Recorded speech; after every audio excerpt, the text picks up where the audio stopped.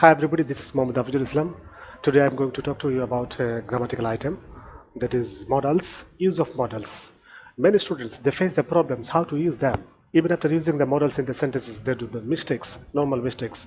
But these mistakes is really very silly mistakes and it cannot be maintained easily. So let us understand actually how to use them and what is the proper use of modals in our sentences. তাহলে বন্ধুরা আমরা এখন বোর্ডের দিকে দেখতে পাচ্ছি এখানে modals প্রথমে লেখা আছে মডালস।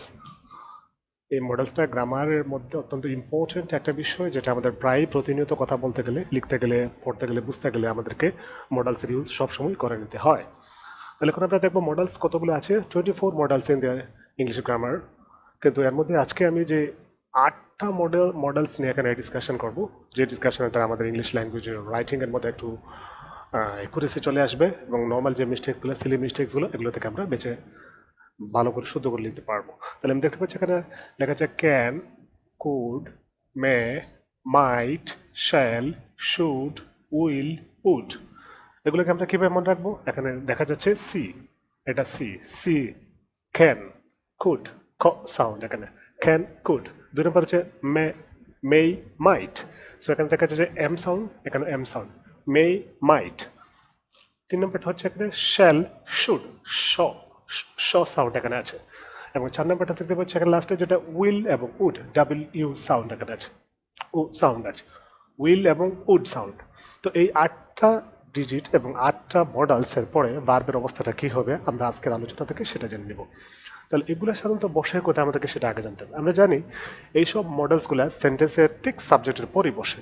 সো এটাকে যদি আমরা বেসিক সেন্টেন্সের স্ট্রাকচারে তাকে আমাদের সামনে রিপ্রেজেন্ট করতে পারি, তাহলে বিষয়টা আমাদের কাছে আরও সহজ হয়ে দাঁড়াবে।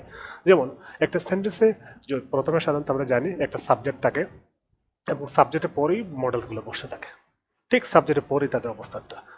Subject can, could, may, might, shall, should, will, would, এদের যে কোনো একটা ইউজ করতে হবে সেন্টেন্সের ভিতরে।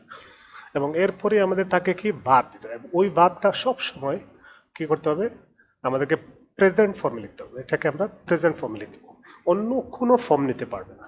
একটা ভার্ব 5টা ফর্ম নিতে পারে, কিন্তু আমরা সব সময় ভার্বের প্রেজেন্ট ফর্ম নেব যদি সেন্টেন্সে আমরা যে কোনো মডেল, একটা মডেল আমরা ইউজ করে বসি। এবং এটার পরবর্তীতে যেটা আসবে সেটা হবে অবজেক্ট। তাহলে আমাদের সেই আগের বেসিক সেন্টেন্স স্ট্রাকচারে যদি আমরা পিছন দিকে তাকাই, তাহলে দেখতে পাবো এখানে সাবজেক্ট আছে এবং এখানে ভার্ব আছে, ভার্ব প্রেজেন্ট ফর্ম আছে এবং এখানে একটা অবজেক্ট আছে। মাঝখানে আজকে নতুন বিষয় হচ্ছে এই মডেলসগুলো থেকে যে কোনো একটা আমাদের সেন্টেন্সের মধ্যে আমরা ইউজ করবো। তো আজকে যে স্ট্রাকচারগুলো আমরা এখানে দেখতে পাচ্ছি, যে স্ট্রাকচার যে দেখতে পাচ্ছি, ওই স্ট্রাকচারের মধ্যে থেকে আমরা যে কোনো একটা করে মডেল থেকে ইউজ করবো, তাহলে সহজে আমরা বুঝে নিতে পারবো। যেমন একটা এক্সাম্পল, আই সাবজেক্ট, এখানে সাবজেক্ট আই, তারপর একটা মডেলস, এটা হচ্ছে কুড, আমরা এখানে এটা ইউজ করেছি কুড। তারপরে এখানে ভার্ব দিয়েছি ভিজিট, এই ভিজিটটা হচ্ছে present form, I could visit Australia, এখানে এটা হচ্ছে অবজেক্ট এবং এটা হচ্ছে ভার্ব এবং এটা হচ্ছে মডেলস। এইভাবে বাকি সবগুলো সেন্টেন্স যা আছে আমরা একটা একটা করে আইডেন্টিফাই করতে পারবো এই সেম স্ট্রাকচার দিয়ে। এবং আমাদের স্পেসিফিক আজকের লেসন হচ্ছে মডেলস, ইউজ অফ মডেলস। তাহলে দেখতে পাচ্ছি এখানে এলিস মাইট সাপোর্ট মি, এলিস হচ্ছে এখানে সাবজেক্ট, মাইট হচ্ছে এখানে মডেলস, সাপোর্ট হচ্ছে ভার্ব কিন্তু এটা প্রেজেন্ট ফর্মে আছে, এবং এই মিট হচ্ছে এখানে অবজেক্ট। এবং এরপরের সেন্টেন্সে যদি আমরা থাকি, তাহলে এখানে দেখা যাচ্ছে এলিজাবেথ উইল ইন্ট্রোডিউস মি, এখানে এলিজাবেথ হচ্ছে সাবজেক্ট, উইল হচ্ছে মডেলস এবং তারপরে যে ভার্বটা আছে, ভার্বটা হবে প্রেজেন্ট। আমরা দেখতে পাচ্ছি ভার্বটা প্রেজেন্টে আছে এবং তারপরে মিটা এখানে অবজেক্ট হিসেবে আছে। লাস্ট সেন্টেন্সের দিকে যদি আমরা থাকি, তাহলে দেখতে পাবো এখানে he would complete the project. তাহলে হিটা সাবজেক্ট এবং উডটা হচ্ছে এখানে মডেলস। এই যে উডটা আমরা এখান থেকে নিয়ে আসছি, এই উডটা এখান থেকে নিয়ে আসছি মডেলস। তারপরে এখানে ভার্ব, ওই ভার্বটা এখানে আছে, এই ভার্বটা আমরা এখানে লিখেছি ভার্ব প্রেজেন্ট ফর্ম, ভার্ব এবং দ্য প্রজেক্ট এটা হচ্ছে অবজেক্ট, আমরা এখানে অবজেক্ট লিখলাম। তাহলে ক্লিয়ার হয়ে গেলো আমাদেরকে যে প্রথমে আমরা লিখবো সাবজেক্ট, তারপরে যে কোনো একটা মডেলস, তারপরে একটা ভার্ব দিব, ওটা প্রেজেন্ট ফর্মে থাকবে এবং শেষে অবজেক্ট থাকবে। এইটা ফলো করে আমরা থাউজেন্ডস অফ সেন্টেন্স আমরা ইচ্ছা মতো বানাতে পারবো এবং কোনো সেন্টেন্সে আমরা কখনো ভুল করবো না।